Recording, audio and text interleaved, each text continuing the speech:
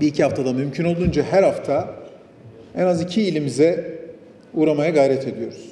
Türkiye'nin değişim adını verdiğimiz bu yeni dönemini birinci ağızdan sizlere anlatmak için, dokunmak için bir süreci başlattık. Ve Erzurum'da sabah elhamdülillah çok güzel, çok verimli, güzel toplantılar gerçekleştirdik. Ve şimdi de Ağrı'dayız. Ağrı'da sizlerle, üreticilerimiz, sanayicilerimiz, esnafımızla hep bir aradayız. Sadece biliyorsunuz bakan olarak ben burada yok. Tüm kamu bankalarımız burada.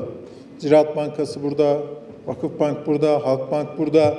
Genel müdürlerimizin yanında Gelir İdaresi Başkanımız, Maliye tarafı burada. İşte bu basına açık bölümdeki bu konuşmadan sonra soru cevaba geçeceğiz. Ve yeni dönemi aslında biraz daha net bir şekilde sizlerle soru cevap bölümünde daha net bir şekilde tartışacağız. Ve istiyoruz ki niyetimiz ve dileğimiz ve idealimiz o ki tüm Türkiye'de olduğu gibi bugün Ağrılı hemşerilerimizin ekonomisini, iş dünyasını daha ileriye nasıl taşırız, daha nasıl geliştiririz, daha fazla istihdam nasıl oluşturur, büyütürüz, bunu konuşalım, tartışalım, hep birlikte inşallah istişare edelim. Biliyorsunuz Ağrı elhamdülillah belediyecilikle, gerçek belediyecilik ve hizmet belediyeciliğiyle kavuştu. Ağrı'nın çehresi değişmeye başladı. Bilmiyorum, farkında mısınız? Başladı herhalde. Kulağıma geliyor yani. Ağrı yavaş yavaş bir dönüşüm sürecine başladı. Sadece bu belediyecilik anlamında değil, Ağrı'nın çehresi ekonomik anlamda da değişme sürecine, istihdam üretme sürecine başladı. İşte yolda gelirken duvarları mavi binalar, öyle mi? Tekstil kentin orada, yabancı yatırımcılar istihdam üretim noktasında ki son dönemde ziyaretler artmaya başladı. Başka firmalar da inşallah geliyor ve gelecek. Bu değişim süreci Ağrı'da başladı. Ve bu değişim için gerekli her desteği vermek için biz buradayız. Ben Hazine Maliye Bakanı olarak aslında bugün buraya gelmemin sebebi bu değişim için ne destek gerekiyorsa bunu ifade etmek, altını çizmek, söylemek, fotoğrafını vermek için buradayız. Malumunuz sizler Türkiye'nin içinden geçtiği, bu dünyanın içinden geçtiği bu zorlu sürecin farkındasınız. Malumunuz yine hakeza son yıllarda her alanda ülkemize yönelik tüm saldırı ve girişimlere karşı ülke olarak, millet olarak hep birlikte karşı koyduk. Direnç gösterdik. Ve milletimizin desteğiyle 81 vilayet, 82 milyon tüm Türkiye'nin de desteğiyle elhamdülillah tüm bu sorunların, bu saldırıların üstesinden geldik.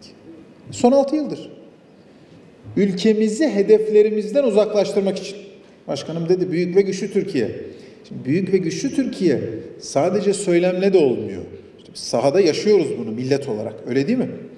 Her anlamda tüm bu saldırılara, operasyonlara karşı son 6 yıldır Türkiye'yi bu hedeflerden uzaklaştırmak için huzurumuzu, refahımızı, kardeşliğimizi bozmayı amaçlayan birçok saldırıyla karşı karşıya kaldı Türkiye.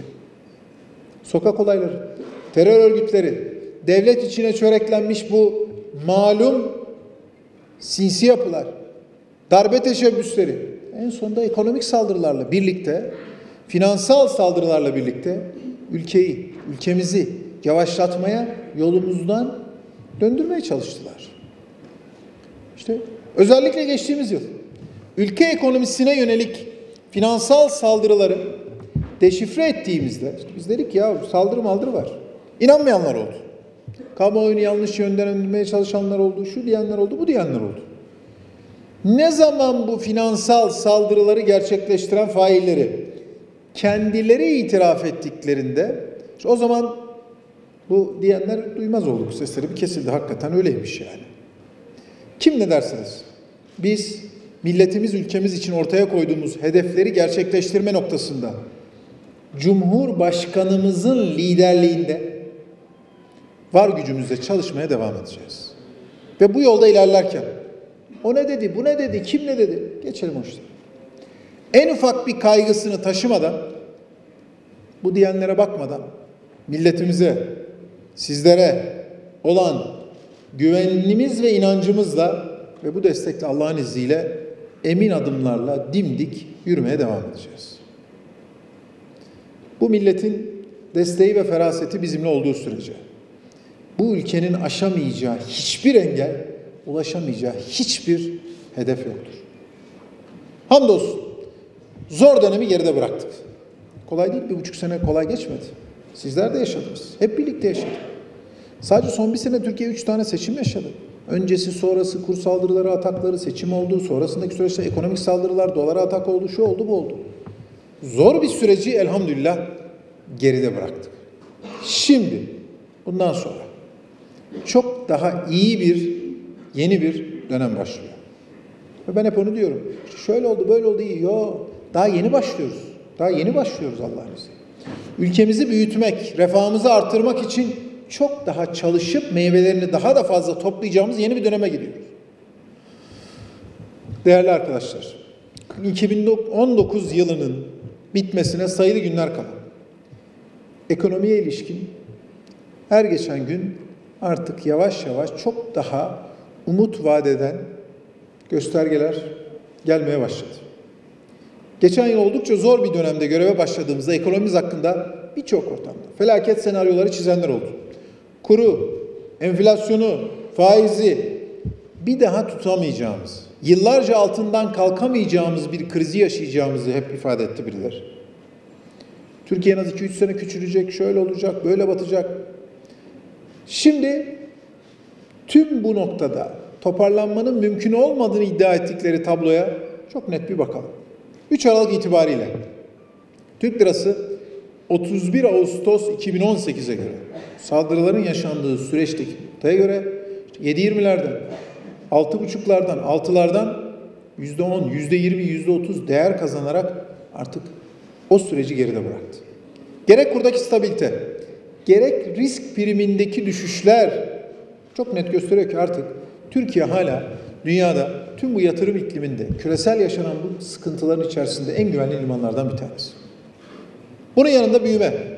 Hepinizin malumu Türkiye bu sene %3 küçülür, 5 küçülür, şu kadar ekonomisi daralır, bu kadar milyonlarca daha da işsizlik artar, ekonomik olarak batar. Hep bunu ifade ediyorlardı. Haziran ayında seçim tekrarına ve ikinci çeyrekteki bu sıkıntıya rağmen üçüncü çeyrek işte geçtiğimiz günlerde açıklandı. 0,95 %1'lik bir pozitif büyümeyle geride bıraktık. Ve Türkiye son bir yıl itibariyle baktığımızda, son 2 çeyrek itibariyle baktığımızda pozitif büyümeye başladı. Ve ben buradan çok net şunu ifade edeyim.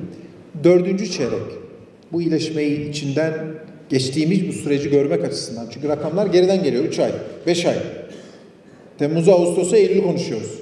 Ekim, Kasım, Aralık'a baktığımızda bütün bu süreç çok daha pozitif gidiyor ve Allah'ın izniyle. Cumhurbaşkanımız %5 büyüme hedefi koydu. Dünyadaki sayılı ülkelerin başarabildiği bu %5 büyüme hedefini koydu. 2020 için koyduğumuz yeni ekonomi programındaki bu hedefi biz 2019 yılının son çeyreğinde inşallah geçeceğiz.